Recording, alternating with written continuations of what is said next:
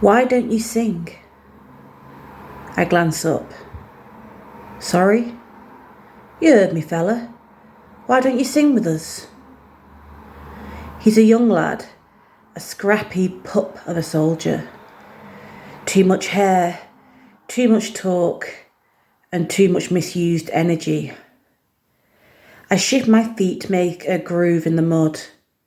I can't sing. The boy lets out a loud laugh. Who do you think we are? The London Bleeding Chorus. He abandons his pack and sits down opposite me, insisting on an answer. No rule saying I have to sing, I mumble. True that, fella, very true. I was just wondering, that's all. I remain silent and busy myself with my sodden shoelace. I feel the boy still watching me.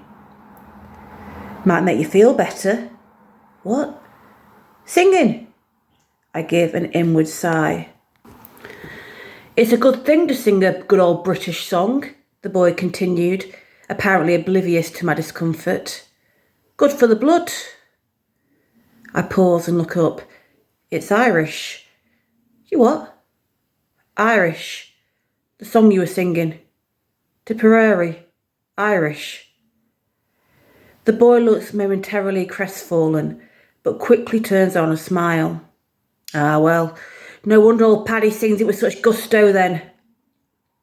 I shake my head and place my hands behind me, looking for a dry piece of mud to raise myself up on. You Irish then, fella? I look at his smiling face.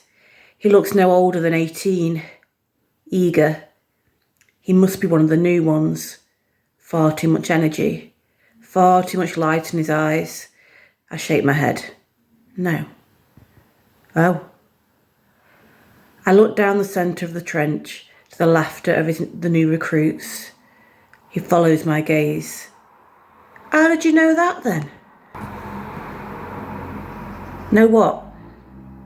About Tipperary. That it was Irish. I didn't know that. I just know stuff, lad, that's all. He looks encouraged by my smile. What's your name? I pause. William. Matthew. He offers his hand and I bend down to shake it. You look too old to be down here, fella. He doesn't say it as an insult, just a statement. I'm not as old as I look. I sit back down beside him. How old are you then? 33. Jesus.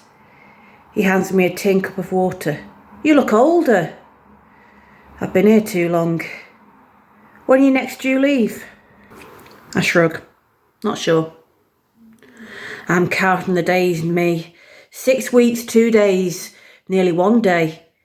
Mary's going to meet me off the train. God, I can't wait. I bet. You got a sweetheart back home, William? No. She moved on, has she? Like Jimmy's lass. I never had a sweetheart. Matthew looks at me, eyes wide. Never? No. Who are you writing to then? I feel myself going slightly red and for once I thank the dark. Nobody. Matthew wraps his arms around his knees. What about your parents? I don't have any. I was abandoned as a baby.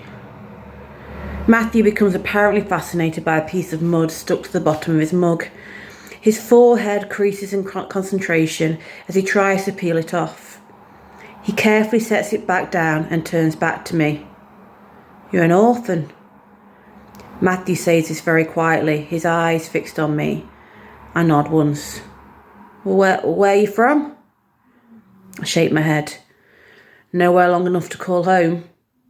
Matthew's eyes widen.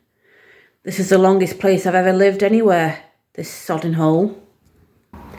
Matthew leans back against the wood, looking genuinely upset. That why you don't sing? 'Cause you don't have a sweetheart to sing for, or a home to fight for?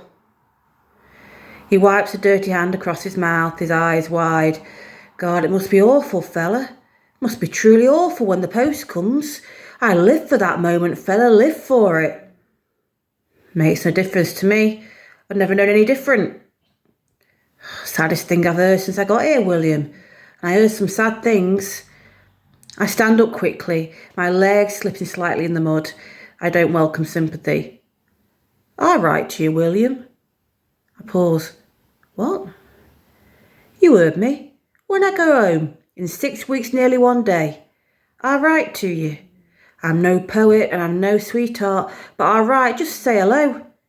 Then you can have post, like everyone else. I don't look at him. I suddenly feel I can't even explain. For once I feel weak. For once I feel scared by the explosions in the distance. For once I feel scared for tomorrow. Good luck to you, Matthew. I still don't look at him. I can't. I begin to walk away as I hear him shout, "It's okay you don't sing, fella. It's okay."